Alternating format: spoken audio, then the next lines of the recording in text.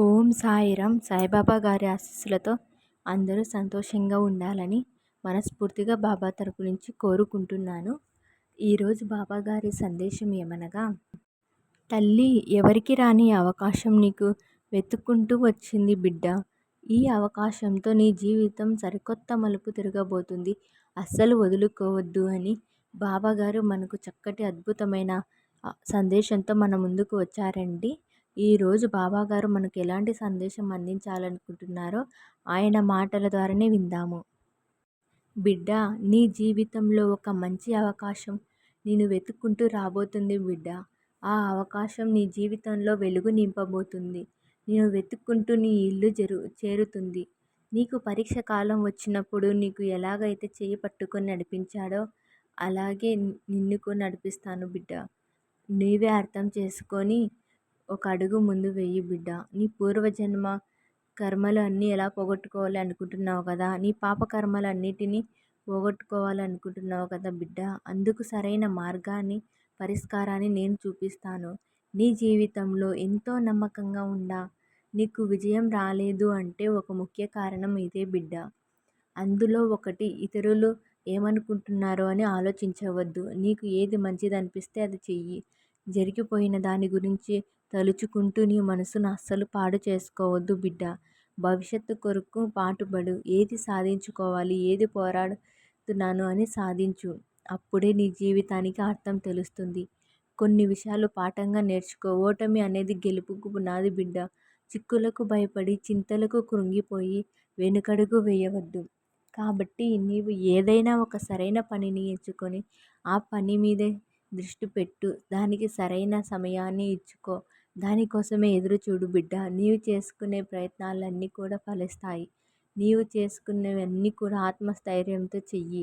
తప్పు చేస్తున్నప్పుడు ఒప్పుకునే ధైర్యం, సరిదిద్దుకునేటప్పుడు సామర్థ్యం, ఇవన్నీ కూడా నీ గెలుపుకు పునాది బిడ్డ. నీ మనసుని ఎప్పుడు ప్రశాంతంగా ఉంచుకో తల్లి. ఎవరికైనా సరే ఏది శాశ్వతం కాదని గుర్తుంచుకో బిడ్డ. అలాంటప్పుడు అది జరగలేదు, ఇది జరగలేదని సతమతం అయిపోతున్నావు ఎందుకు? నీవు ఉన్న దానిలో సర్దుకొని సంతోషంగా ఉండు. నీ ఆలోచనలు నిర్ణయించుకున్న తర్వాత ప్రయత్నించుకో. నీ బాధ్యతలు అన్నీ నిర్వర్తించుకో. నీలో నీవే సామర్థ్యాన్ని బయటపెట్టు. నీ జీవితం ఆనందంగా ఉంటుంది బిడ్డ. అనుకున్నది ఒకటి, జరిగేది మరొకటి అని నీలో నీవే ఆలోచన అనేది పెట్టుకోవద్దు. బాధను చూసి భయపడకుండా, కష్టాన్ని చూసి కృంగిపోకుండా దేనికైనా సరే ఎదుర్కొనే ధైర్యాన్ని మనసులో నింపుకో బిడ్డ.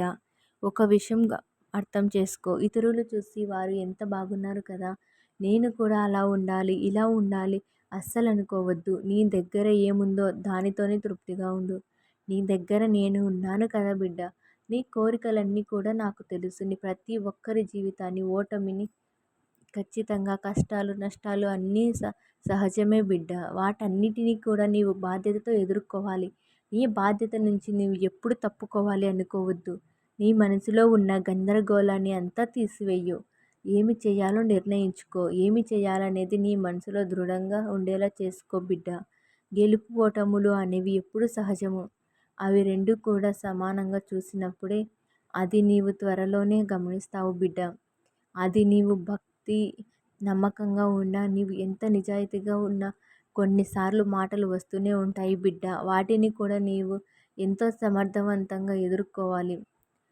అలాంటివన్నీ కూడా జీవితంలో తొలగించుకోవాలి. ఇంకొక విషయం ఏమిటో చెప్పనా బిడ్డ, నీ వల్ల అయినంత వరకు సహాయం చేస్తూ ఉండు. నీ జీవితాన్ని పొదుపుగా సాధించి నీ చుట్టే ఉన్న దగ్గర కూడా నీవు నిజాయితీగా ఉండు బిడ్డ. నీవు చేసే ధర్మం, పుణ్యం ఏదో ఒకరోజు నిన్ను కాపాడుతాయి. ఎప్పుడు కూడా చెడు ఆలోచనలు పెట్టుకోకు.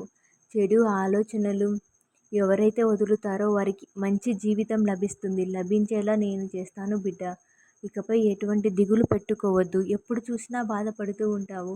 ఎవరో ఒకరిపైన చిరాకు చూపిస్తూనే ఉంటావు. ప్రపంచంలో ఎవరికి లేని నీ ఒక్కరికే, ఒక్కదానికే వచ్చాయో చెప్పు. భారంగా కృంగిపోతూ ఉంటావు. ఒక్కసారి బయటకి వచ్చి చూడు బిడ్డ. నీకంటే ఎన్నో రకాల కష్టాలు పడేవాళ్ళు చాలామంది ఉన్నారు. కొంతమంది అనారోగ్య సమస్యలు బాధపడుతుంటే మరికొందరు ధన సమస్యలతో బాధపడుతూ ఉంటారు. కొందరు ధనం ఉన్న వారికి బంధం మధ్య సఖ్యత లేక ఎన్నో చిక్కు సమస్యలతో ఎప్పుడు కూడా బాధపడుతూనే ఉంటారు. అలాంటి వారిని చూస్తే నీకు ఏమనిపిస్తుంది? నేనే బాగున్నాను అని అప్పుడు నీకు అనిపిస్తుంది కదా! నీవు ఏదైతే కర్మలను అనుభవిస్తున్నావో అది నీవు పూర్వజన్మలో చేసుకున్నది బిడ్డ. నీకు కూడా నీకున్నటువంటి సమస్యలు తొలగిపోయే సమయం వచ్చింది. ఇకపై నీకన్నీ మంచి రోజులే బిడ్డ. నీలో ఉన్న విసుగు, చిరాకు అన్నీ దూరం చేసుకో. అందరినీ ప్రేమించు. నీలో ఉన్న కోపాన్ని తగ్గించుకో బిడ్డ. నిదానంగా ఉండు. నాపై నమ్మకంతో ఉండు. అంతా మంచే జరుగుతుంది. నేను మళ్ళీ మళ్ళీ చెప్పేది ఏమిటంటే ఈ లోకంలో ఏది కూడా శాశ్వతం కాదు. సంతోషమైన, దుఃఖమైన, బాధమైన, ఆనందమైన ఏదైనా సరే, కీర్తి, ప్రతిష్ట ఏది కూడా నిరంతరం కాదు బిడ్డ. కాలం ఎప్పుడు కూడా మనకు తగ్గట్టుగా ఉండదు. మనమే కాలానికి తగ్గట్టుగా మారిపోతూ ఉండాలి. ఎప్పుడు కూడా నీకున్నటువంటి రుణ బాధలతో బాధపడుతున్నావు కదా బిడ్డ. నీకు ఇప్పుడు ఊహించని అవకాశం ఇస్తున్న బిడ్డ. ఆ అవకాశంతో కొంత ధనం అనేది చేకూరుతుంది. ఆ ధనంతో నీకున్నటువంటి అప్పుల సమస్యలు, ఆర్థిక సమస్యలు అన్నీ కూడా తొలగించుకో బిడ్డ. నేను నీకు వెనుకే ఉండగా దిగులెందుకు? కాబట్టి ఈ లోకంలో ఏది కూడా శాశ్వతం కాదని తెలుసుకొని ఆ దిగులు నుంచి బయటపడు బిడ్డ. నేను ఎప్పుడు కూడా నీకు అండగా ఉన్నాను కదా. నేను నీకు అండగా ఉండగా నీకు భయం ఎందుకు? ఏ సమస్య వచ్చినా సరే నా ఆలయానికి వచ్చి నా చెయ్యిని తాకుతూ నీ సమస్యలని నాకు చెప్పుకో బిడ్డ. ఈ సమస్యకు ఒక మంచి పరిష్కారం దొరుకుతుంది. అప్పుడు నీ మనసు అయితే ప్రశాంతంగా ఉంటుంది. నీకు ఎలాంటి భయం వచ్చినా సరే, ఎలాంటి చిక్కులు సమస్యలు ఏదైనా సరే నా ఆలయానికి వచ్చి నా పాదాలను తాకుతూ నా కళ్ళల్లో చూస్తూ ఉండు బిడ్డ. నీ మనసంతా కూడా తేలిక అవుతుంది. నా బాబా నా వెనుకే ఉన్నారు. నాకున్నటువంటి సమస్యలన్నీ కూడా ఆయన చూసుకుంటారు అని నీ భారాన్ని అంతా నాపైన వెయ్యి బిడ్డ.